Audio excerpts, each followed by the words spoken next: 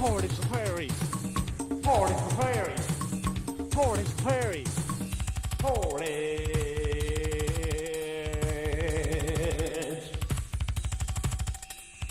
Portage la Prairie. Portage la Prairie. Great place to visit. Portage la Prairie. When I come to Portage, I like to be shown over. I like to go to 7-Eleven. I like porridge.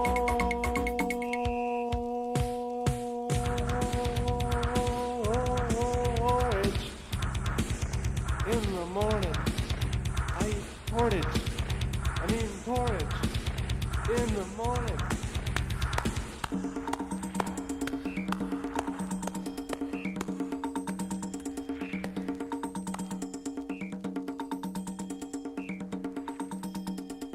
In the morning, I eat porridge.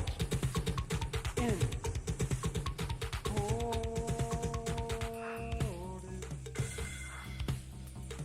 Yeah.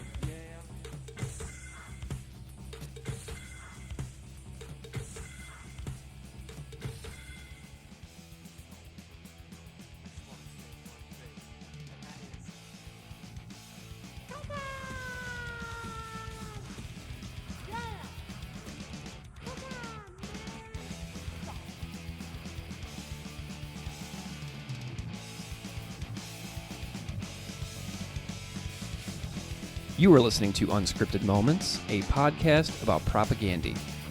On this episode, we have a special Winnipeg guest, Chris Friesen of the experimental electronic music moniker FreakingSnap. On this episode, Chris and I discuss the early 90s Winnipeg music scene, his love of Red Fisher, Giant Sons, propaganda, and also his cover of Portage la Prairie, which is easily the weirdest propaganda song ever made. We also discuss at the end Chris's brush with death in 2021 and emerging back into the world as a social person at the propaganda hometown shows of October 2021. You can find Chris on Twitter at FreakingSnap. And so without further delay, please enjoy Portage la Prairie Part 2.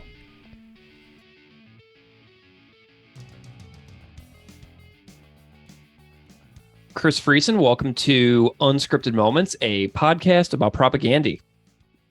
Thanks for having me. I am delighted that you're here, Chris. Can you just kind of tell the audience out there a little bit about like who you are, introduce yourself just a tad, and who you are and what you do? My name is Chris Friesen, and I am a human being that lives in the city of Winnipeg, Manitoba, North America, Canada, and which is famously known as being the home of the subjects of the podcast, propaganda. I love it. Well, Chris, and you have a sort of let's call it a musical project known as FreakingSnap. And I'm wondering if you can tell everybody out there a little bit about your musical project, which is extremely expansive at this point. And you have an astounding amount of musical tracks available for people to listen to. Tell us about your music a little bit. All right. As you said, it's called FreakingSnap, and it's a project that I've been working under that moniker for just about 7 years, give or take a few months either side of the 7 years. And I usually kind of tell people that I just make weird ass elevator music. Yeah.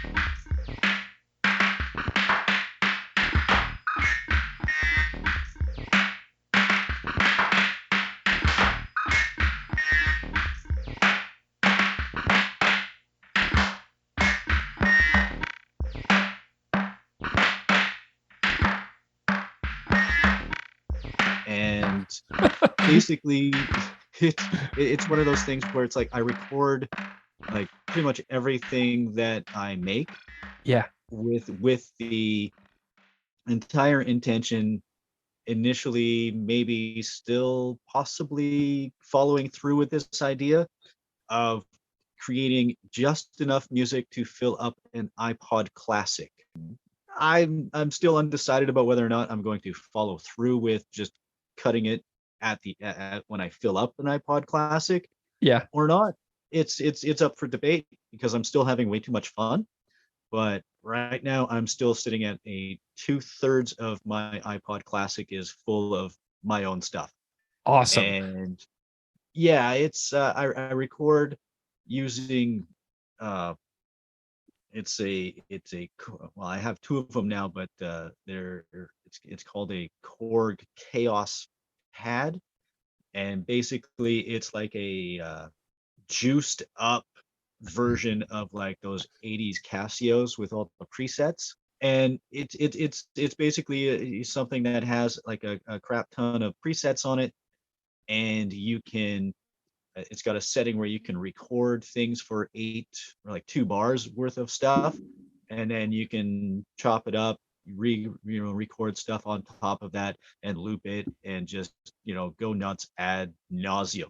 And that's pretty much what I use. And my favorite part about it is the fact that the second that I turn these things off, everything is gone. Mm. So each time I turn them on, it's something completely brand new, which is why I record everything. Dude, that is wild. So you're not actually like setting out with like a purposeful vision of like making a song and then reworking it in demo form until you have it right. Like essentially what comes out is the final product. Am I hearing you right? Yeah. Man, Yeah. that's great. And I feel like I should do this. I feel like everybody should do this. oh, absolutely. Like my process in terms of actually like putting together a release is usually kind of I'll record say something for 45 minutes or so, and then when I dump that onto my laptop into the audio editing, usually you can find spots where that would be that would be a good spot for that 5 minutes is a good chunk that would make Mm, a nice little piece. So you take that and you save that as like, we'll just use today's date, just go August 27th, part one. sweet. And then, find the next spot that makes a nice logical spot. It's like August 27th, part two. And then what I'll do is invariably at different points is put in all of those unnamed things and hit random and go, okay, this piece and that piece and that piece and that piece are now a collection. So I'll have pieces from August 27th, August 26th, August 25th that all just like may or may not actually line up properly in terms of like their what I was doing at the time, but Hmm. it works. Sometimes the most random things just work out the best ways. Well, Chris, I want to hear more about Winnipeg. So right now you have this project FreakingSnap, which is a series of bleeps and bloops that you essentially, manufacture and record live. But I'm curious about your origin in the Winnipeg music scene because you and I have been chatting on Twitter and Facebook for a long, long time at this point. Basically, since the podcast kind of came out, you've been kind of on the periphery of the show's social media presence. And I'm just curious about your story in Winnipeg itself, and like because you go back a ways from what I can tell. So tell me some of that back in the day stuff. Tell me some history. Okay. Well, let's put it this way. I moved from a tiny village of about 50 people to Winnipeg in 1990 after Okay. graduating high school. Um, so basically I'm just a tiny bit younger than Chris and George. Okay. Um, I when I moved here, I would like I've been obsessed with music my entire life. Um, so moving to Winnipeg and finally actually being able to see live music Hmm. in a close up front environment was just like, oh my fucking word, I have just arrived. Yeah. This is the greatest thing ever. And and I've got an older brother who's 5 years older, and he was already here, and I moved in with him, and he took me to the Albert, the Spectrum, Wellingtons, you name it. If there was live music going on, we were going to it. Yeah. And it was at a time when uh, I've heard it talked about on the podcast before, but I think Conrad mentioned it in one of in his in the Toothpick Hercules leg hold trap episode Yes. about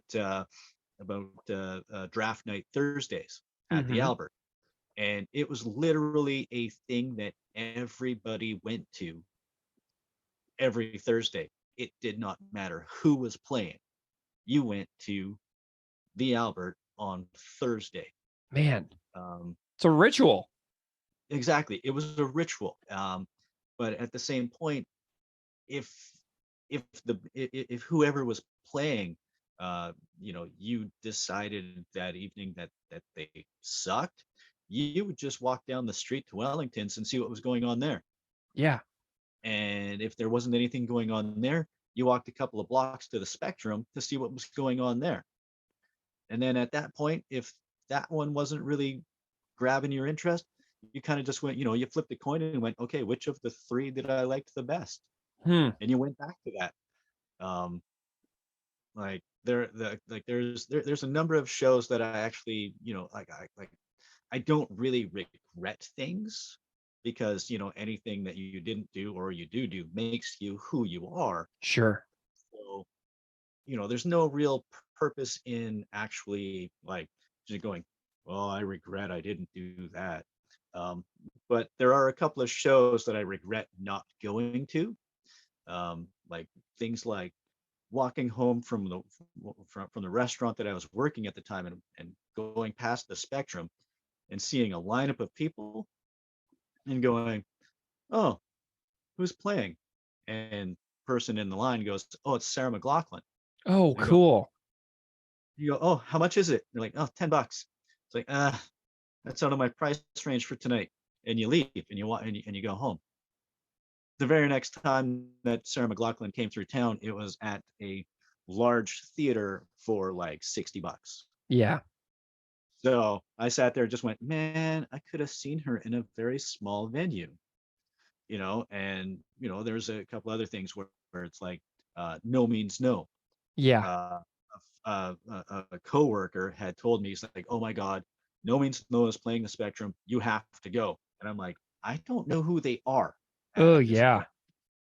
And how much is this show? And he's like, oh, it's $15. And I'm like, ah, I'm a I'm a very poor university student that's working in a shitty restaurant.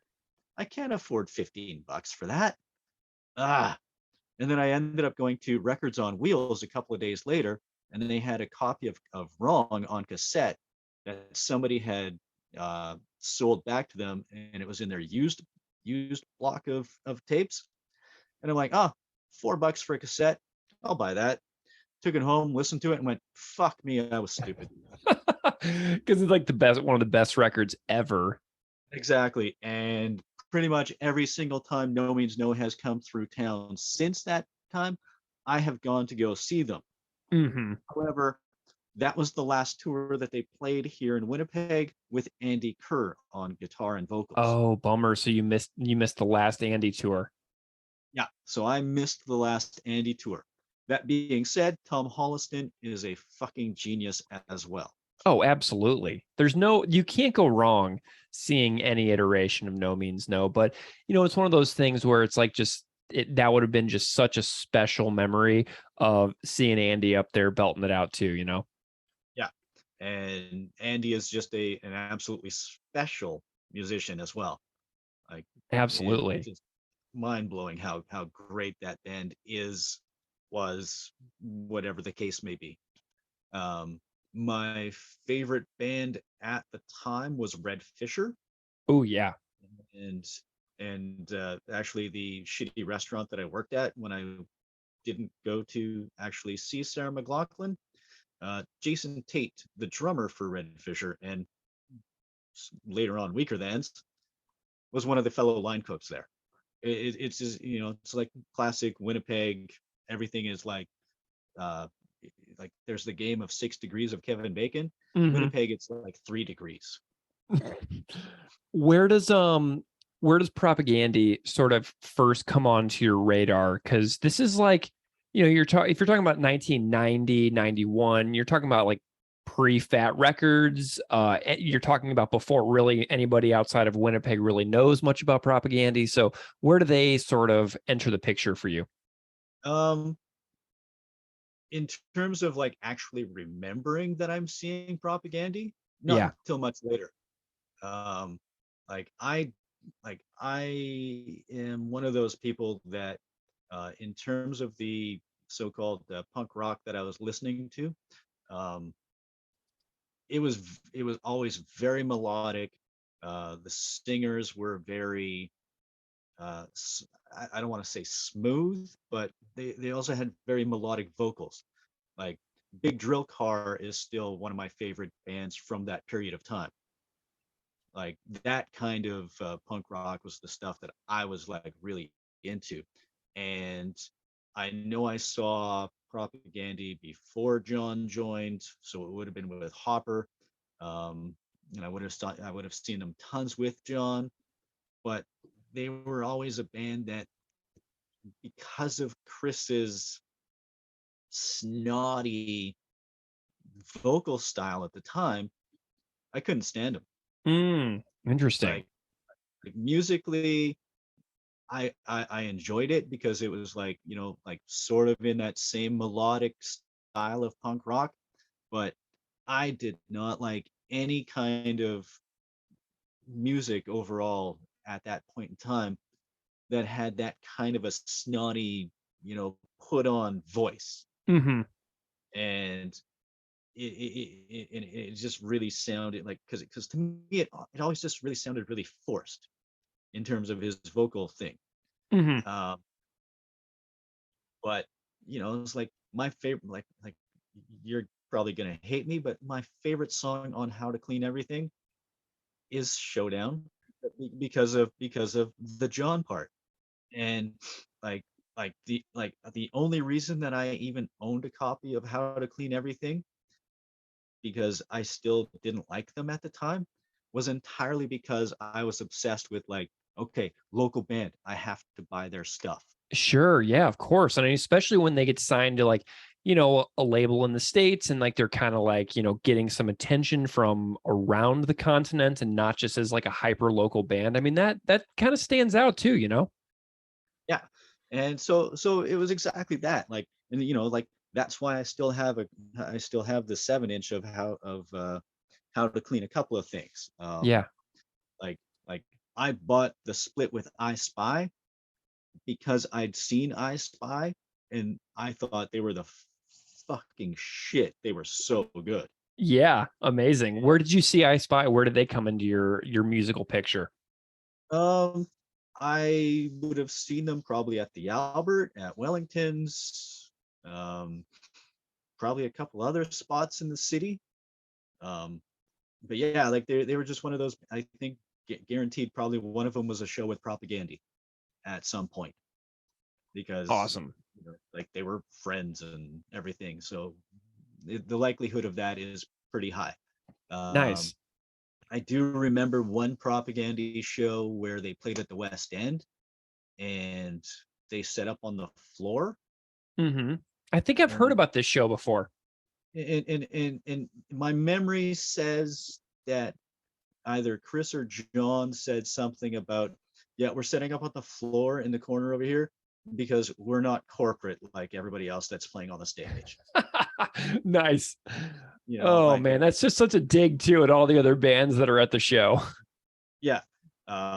So it's like that probably would have been like a show that they would have played with Malfaction and Meat Rack and Red Fisher probably as well. Like, because any show that you went to go see Red Fisher, the likelihood that you saw anybody from any of the other bands in the scene, either at the show or also playing the show, very high.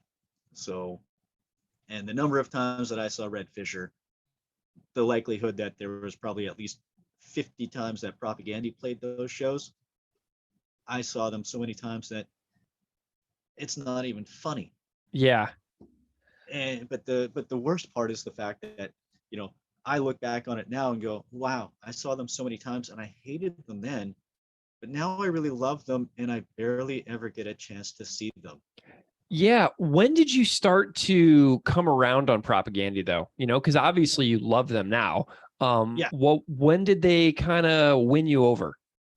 Um, Basically in 1996, uh, I would go probably, I can't narrow down the exact month per se, but probably around late spring, early summer, whenever Less Talk More Rock came out, because I like, and it's very specifically 1996 because that's the year that my daughter was born.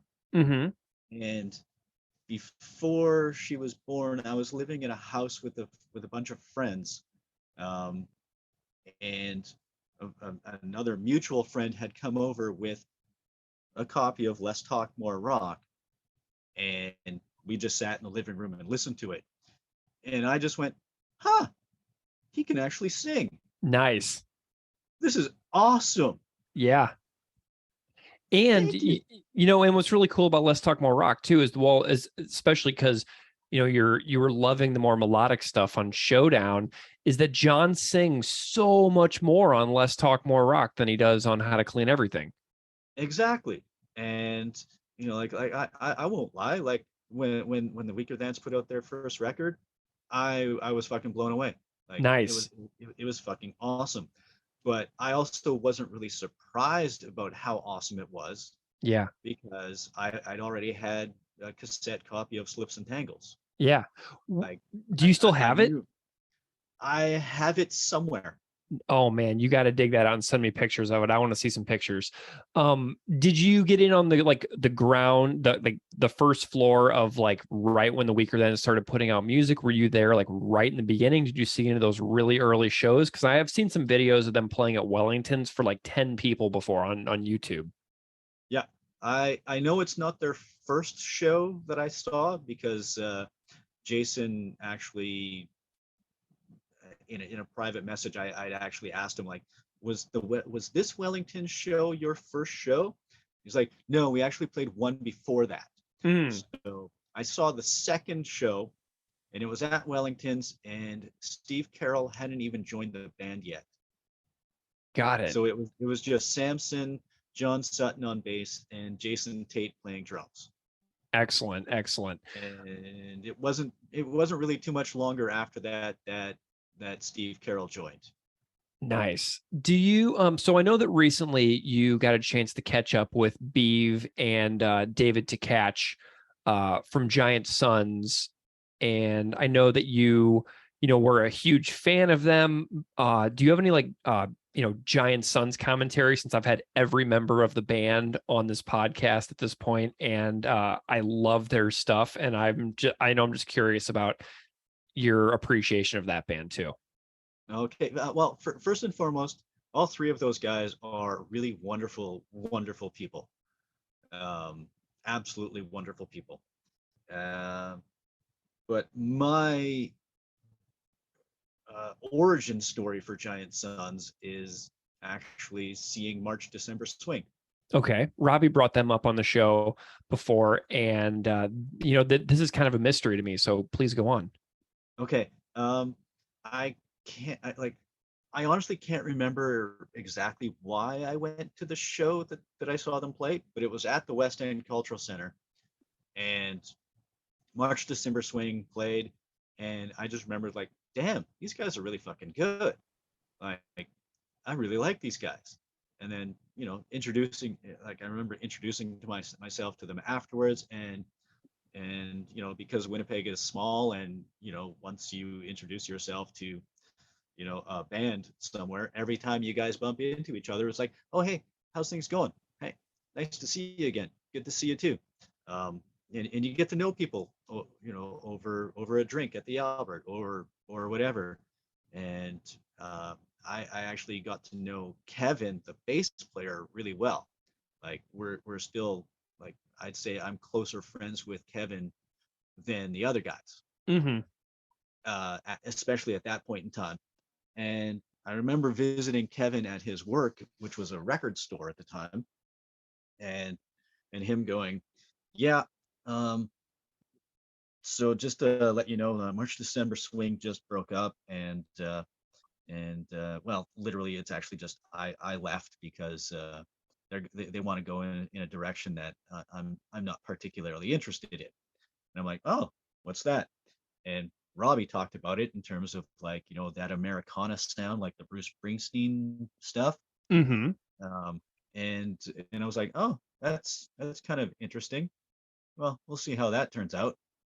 And lo and behold, whether it was a year later or a few months later, somebody mentioned that, hey, they're playing a show as Giant Sons, and I'm thinking, okay, cool, this is going to be that Americana thing, Yeah.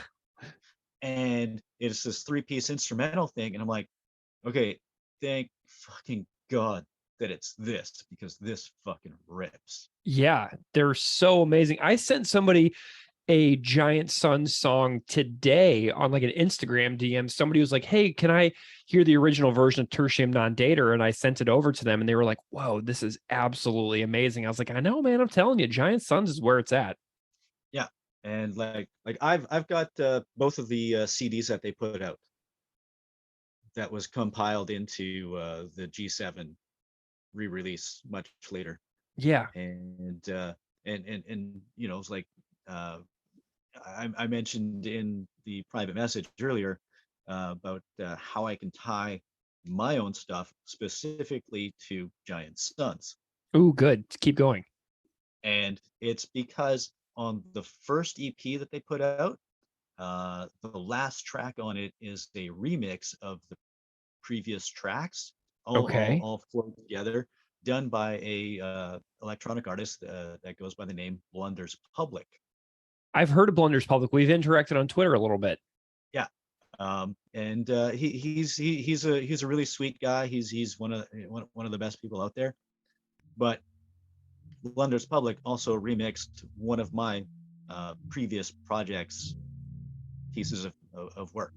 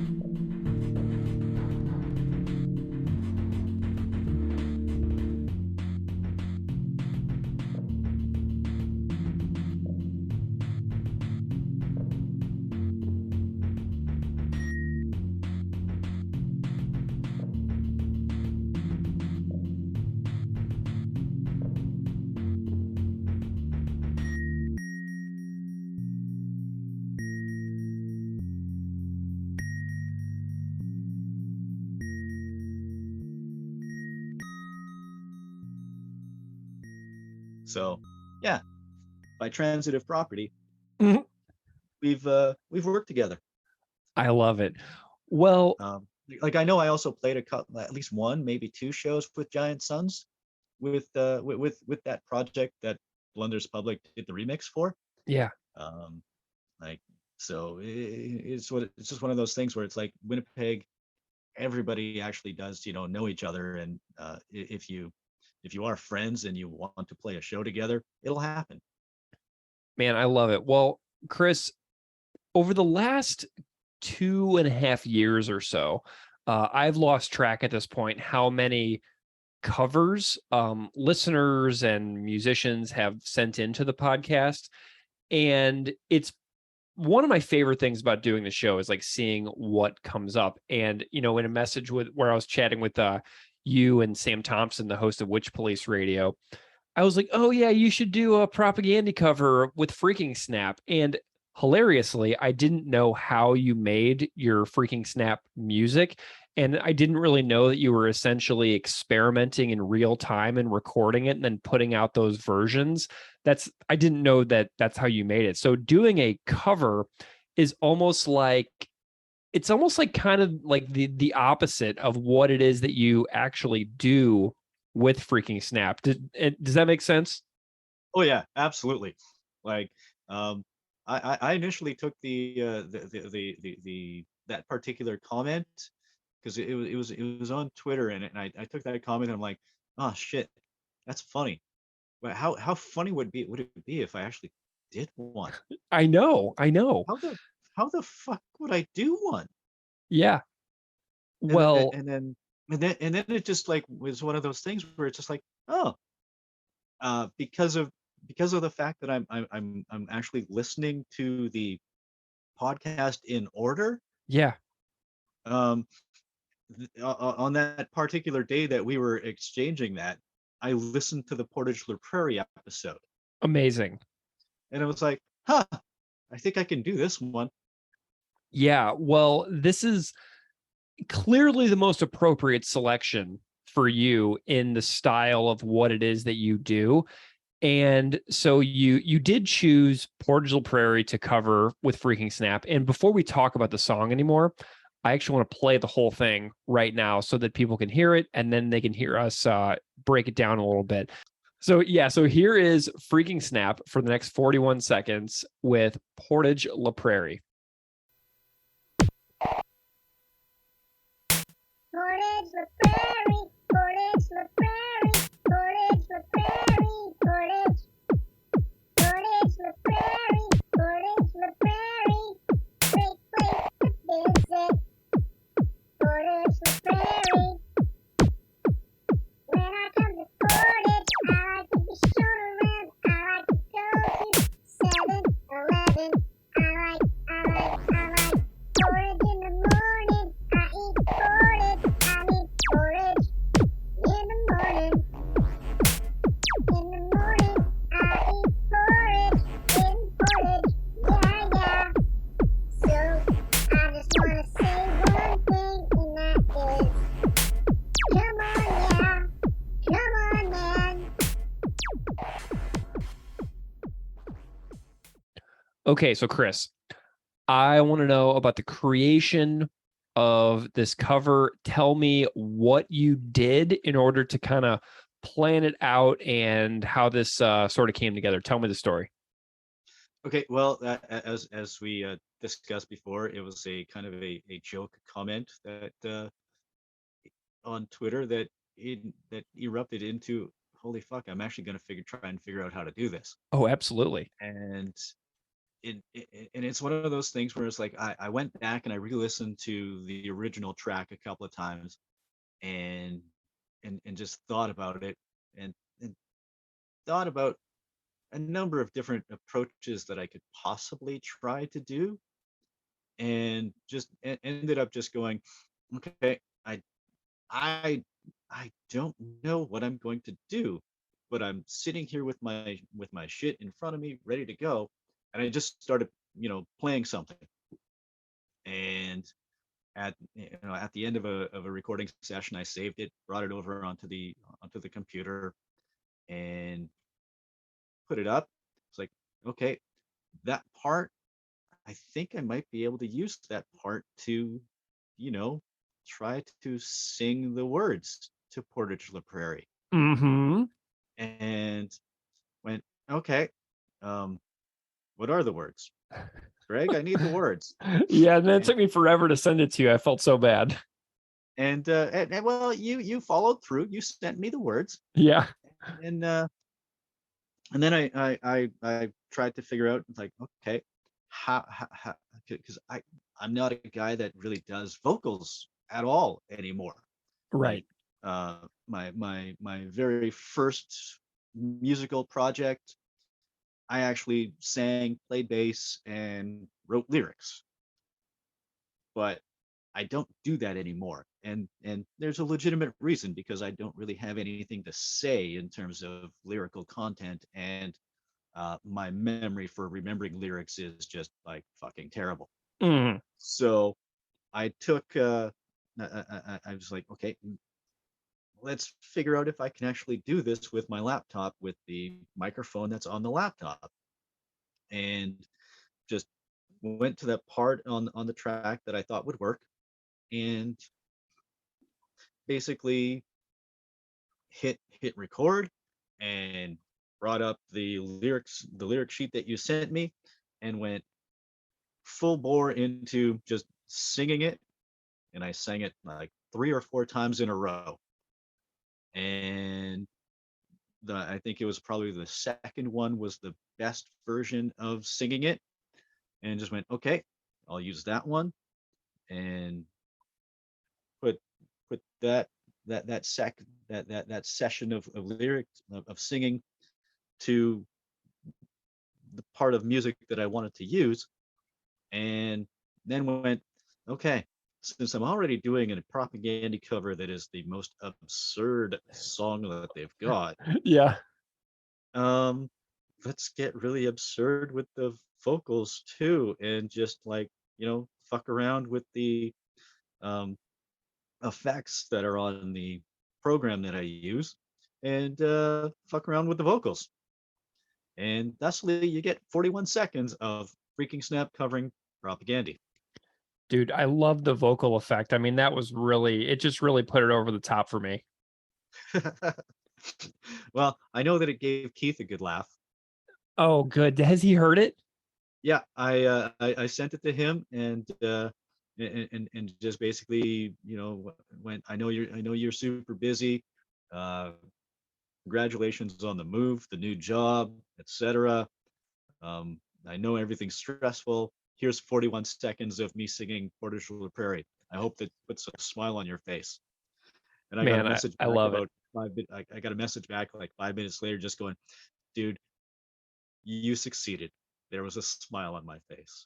I love it. Well, and something that really surprises me is that the lyrics are actually available in that box set, that Recess Records double 7-inch and 5-inch box set. I couldn't believe it whenever I actually opened up that liner note on the inside of that box set, and then the lyrics of the song were actually written down. You would think that like this would be the kind of song where it's like, oh, there's no way we're going to include the lyrics to that song in the liner notes. But sure enough, man, there they are. So I think I just sent you a picture of the inside of the actual liner notes, didn't I? Yeah, but I will also say that it's also very important that the lyrics are there, Yeah, I because agree, it's because that's super the only absurd. place. Because it's super absurd, Yeah. and it's one of those things where it's like, I kind of what's the word? I obsess with absurdity within things. Like, we'll go back to early propaganda. Like, I didn't really like them, but I loved the absurdity of their humor. Yeah. You Like, know, the fact this that they were so smart, right. even at that point in time, like they were so smart, like in terms of like politics and everything, and social issues and everything else. But they wrapped it up in you know fart and poop jokes. Yeah. And this is an interesting tune for me as well, because even though it's a joke and even though it's super silly, this is almost kind of like an endearing and sweet song as well, because it's kind of like you know, a little love letter to their original hometown. You know what I mean? Like, do you find it like sweet and endearing kind of in that way as well? Oh, absolutely. There's nothing quite like, a silly little love letter to where you're from. Yeah. I'm wondering, Chris, you mentioned earlier that you're from a town of around 50 people. originally, and I'm wondering if you were going to do a Portage la Prairie, if there are any details that stand out in your mind for your 50-person hometown that you grew up in. Like, what would you put in a kind of like little goofy love letter electronic track if you were doing something like this for your hometown? Do any details stand out to you? I would probably say something about Graysville Elementary School, Mm-hmm. um, the the ice rink that we had that was right beside it, and right beside it was a curling rink. Um, Probably mentioned something about the fact that there was only like 4 streets in the town, and stow seeds, my very first job, Nice. where I licked envelopes for an hour once a week. Man, I love that. Um, Chris, I got something else I want to ask you about real quick. You and I were both at the October 2021 Propaganda hometown shows. Did you just go to one of the shows, or were you at more than one? I just went to the one. Okay, cool. So we were definitely both there, and I know that you had a really wild few months leading up to that show. Um, and I'm wondering if you can just kind of tell the audience kind of what you were going through in the lead up to being at that same propaganda show that I was at with Sam. Well, the short version is that I nearly died. Mm-hmm. The longer version is that um, over a long period of time, my aortic valve in my heart was slowly degrading and failing to the point where, and this is one of those things where it's like, I don't ever want to say thank you to wildfires and smoke in the air, but because last summer here in Winnipeg, there was a lot of smoke in the air from a bunch of wildfires all over the place. Um, it was it was wreaking havoc on my ability to breathe, Mm, and I went into the hospital thinking that I was I was like that the only thing that was wrong with me was something involving my lungs because of all the smoke and everything. And it turned out after a couple of days of being admitted and going in for observation and a bunch of scans that my aortic valve was pumping at a 14% ejection fraction rate, mm, which basically means that um, I was not getting proper oxygen and blood being pumped to my brain, and I was slowly becoming a very angry human being because nothing was properly going to my brain, and I right. was so my physical body was like retaining water, so I was gaining weight and getting fat and all that kind of stuff. Um, if anybody's actually watched the movie Filmage, there's a part where Bill Stevenson is talking about gaining weight because of the aneurysm in, or because of the tumor in his brain, Right. and and how he's like, oh, this is just how Bill gets old, and that's how I felt at the time leading up going into the hospital. Got it. And when they figured out what actually was wrong with me, it was like, okay, immediately, this is what's wrong. Here's the plan. And on September 14th of 2021, I went into surgery and they replaced my failing aortic valve with a tissue uh, aortic valve. And I literally woke up later that day with that exact same expression that Bill has in the movie, talking Mm, about waking up from surgery, where it's like, oh, fuck, shit's awesome. yeah, I'm back. This is rad. It's Yeah. rad being alive. This is cool. But, you know, it's just one of those things. And like for me, I'm so happy that the healthcare system that we've got here, as flawed as it is, Yeah. because it is very flawed in so many ways, um, it was still able to extremely quickly figure out what was wrong with me, have the surgery, and ship me home. Like I was in the hospital from August 23rd to September 23rd, and when I got home, it was like night and day, like in terms of like everything. I went from being like super fucking angry and bitter about a lot of things all the time to, oh, cool, everything's fucking great. Nice. I I can, like, beforehand, if I walked half a block, it was like I am exhausted. As afterwards, when I walked that half a block and went back to the house, and it's just like, fuck, that was awesome. Tomorrow I'm going a full block. And then Nice. and now I just go for like ridiculously long walks where I listen to an entire episode of Unscripted Moments. Dude, I know. And like the fact that you are, kind of using the podcast almost as like part of your soundtrack to your recovery. I mean, it's like one of the greatest thrills for me, watching you, have this experience of rejuvenation and rebuilding your life and, taking Keith and I along for the ride. I mean, it's really just a thrill for me totally to hear these stories and like see whenever you post on Facebook, you're like, oh, I listened to this episode. I'm like, oh my gosh, that's so great. I'm so happy to, like, I just love that. Like, that's why I've made this show, is because I just love making something and I love talking to people about it. So that it's just a thrill for me. Yeah, like I like, I'm not gonna lie, like I'm overly, generally speaking, I'm not a huge podcast listening person. Yeah, you Um, said you like all your listening soundtracks, so it's all music and then our podcast. I'm like, oh my gosh, that's so cool.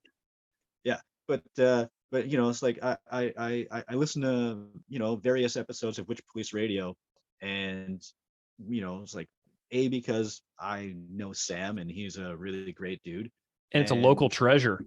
exactly, and B, it's because you never know when you're going to find something new.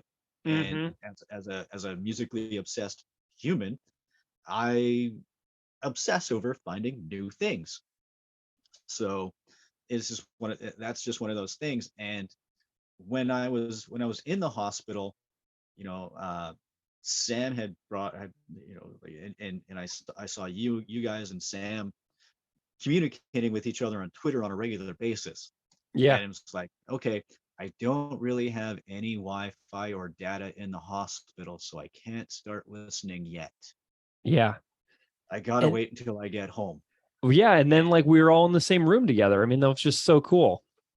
yeah, and so I actually started listening to you guys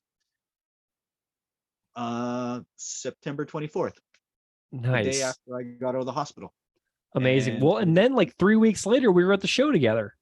yeah, and there's a funny part about that is my I went to that show with my old roommate, and he got tickets for it, somehow, because trying to buy tickets to Propaganda in Winnipeg is a crapshoot. Yeah. So like I literally missed the entire live performances of Beef being in Propaganda Yeah. because of how ridiculously quickly all the tickets always sell out. Like, uh, like I'm not 100% sure, but I think my live Propaganda viewing went from seeing the Today's Empire's Tomorrow's Ashes release party at the U of M, Mm-hmm. University of Manitoba uh, show, and that was my first time seeing Todd with the band. Yeah. And and it's just one of those things where it's like, yep, this is exactly what I needed this band to be, and they just fucking ripped. And then the next time that I saw them was for the Victory Lap CD release party, Nice. and then the next time after that was when we were in the same room. But Ah, man. my old, but yeah, my old roommate had picked up tickets, and we were on a Zoom call with a couple other friends, and And he just looked at me and and just goes, I know you just got out of the hospital, but do you still want to go? Like, you're very fragile at this point in Mm-hmm. time. Do you want to go?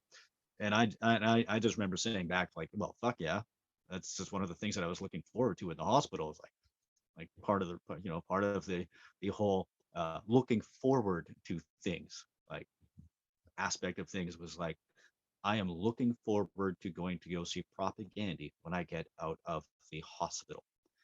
And he's like, okay, sounds good. We'll figure this out. And sure enough, we were there, and it was fucking mayhem, and it was awesome. And as soon as things went mayhemic, uh, myself and him, because he's also had a few health issues over the years, just went, okay, we're both fragile. We are moving to the back. And we just sat and watched them from the back, and it was just fucking awesome and so fucking rad. I mean, and I think that was the first show, one of the first shows in the newly renovated Park Theater as well. So, Yeah, you it was know, opening weekend for that. yeah, I mean, that was just so special. And I feel so lucky that I just took the plunge and went on that trip. I've been so happy. I think about it regularly and I just kind of chuckle to myself because when Keith and I started the podcast, neither one of us had ever been to Winnipeg, even though I lived in Saskatoon for a while. I had never made the trip over. And so my first time ever going to the city was seeing Propaganda. And I have no regrets about that in any way, you know? Oh, absolutely. Like, my only regret about that show was entirely, based on the fact that I was still so fragile coming out of the hospital. Yeah. And it was literally, I'm looking across the room and I'm like, holy shit, there's that like 7 foot tall, lanky dude that's Greg. Yeah. I I see Greg. Um, I want to go over and say hi to Greg and introduce myself, but there are just way too many people, and I'm just way too fucking fragile. Dude, I know. And it was packed in there and everybody was in masks from the pandemic. And so it was just, I had the hardest time socializing with people because I was like yelling through my mask for essentially 3 days in a row. And Yeah, when I got home, I was fried. I was so exhausted from that trip because it was, 3 days of yelling through a mask in a crowded show. And it was hard. I have no regrets, but it was challenging, that trip. So I hope the next time I come back, things are a little more relaxed as far as like being able to freely socialize. So that's where I feel like our paths will cross for real. absolutely. And worst case scenario, we got Sam's backyard. Absolutely, man. Have you met his dog before? Oh yeah, his dog Oh is my fucking gosh. crazy. I am obsessed with Sam's dog. I always try to come up with new ways to describe the size of Sam's dog's head. And one of my favorites is like microwave head, watermelon head. So, I love that dog. It's so, so sweet. Well, Yeah, Freya is an absolute fucking great dog. yeah. Well, Chris, I have absolutely loved our chat. Thank you so much for joining me to chat about not only the music that you make, but your process for making this Portage la Prairie cover, and telling some stories from throughout your musical journey and being a part of the Winnipeg scene. I'm really glad that we got to do this and hang out and, include a cover of by far the weirdest Propaganda song that exists, and the fact that you just went for it and made it for me. It's just a real delight. So thank you so much for everything you've done for the podcast, for not only enjoying it, but for becoming friends with me and, you know, just being a part of Everything. just being a part of the journey of the show. It's just been really awesome, being your pal, man. So thank you so much for doing this with me. No problem. Thanks for having me.